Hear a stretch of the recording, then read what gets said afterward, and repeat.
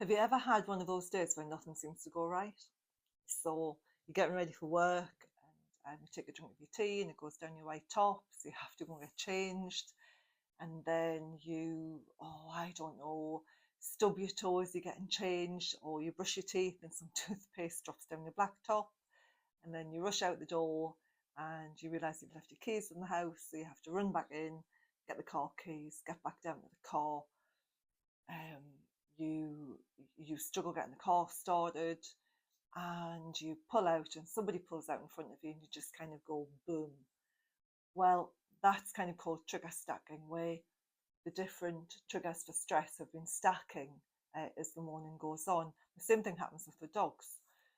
So say, for example, your dog's really excited when you take it for a walk. So that's actually the first stress trigger, if you like. So your dog's really excited. It comes out for a walk. You put its lead on. You get so far down the street. This is your dog, and as you cross over the road, there's a dog in the garden which you don't realise, and it comes rushing up to the gate, starts barking at your dog. Your dog's already on its toes because it's excited about going for a walk. So the stress of this dog running up against the garden gate will add to the stress of the walk. And then you might walk around the corner and there might be a deer in the middle of the path, or there might be a rabbit in the middle of the path. This one doesn't want to stick. Or there might be a rabbit in the middle of the path. And your dog gets up on its toes again, it gets really, really excited. So that's another stressor. Even though it's excitement, it's still a stressor.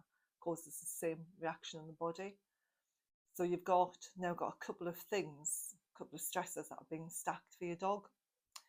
And then you might go around the corner and there might be a loose dog, and that might come running over to your dog and jump all over and lick your dog's face and try mounting it. And that's another stressor for your dog being added in. And then just as you head home, another little young dog comes running up and tries to lick your dog's face, and your dog just goes boom. And you might turn around, or the owner might turn around and say, oh, my dog's never done that before. And that might be right. Your dog might never have done that before, but it might not have had all of these triggers being stacked before the incident happened. So it is something that's happening, and with there being more and more bad-mannered dogs, loose dogs, dogs out of control, this trigger stacking is happening more and more often on the walks, and we're seeing it with our dogs now. Well-mannered, well-trained dogs are still reacting because of all of the triggers that are being stacked for the dogs. So if it happens, if you've got a lot of stress going on for your dog on a walk, then just take a couple of minutes out and let the stack kind of disassemble itself before you continue on your walk. It can work wonders for keeping the stress levels really low for your dog and for you as well.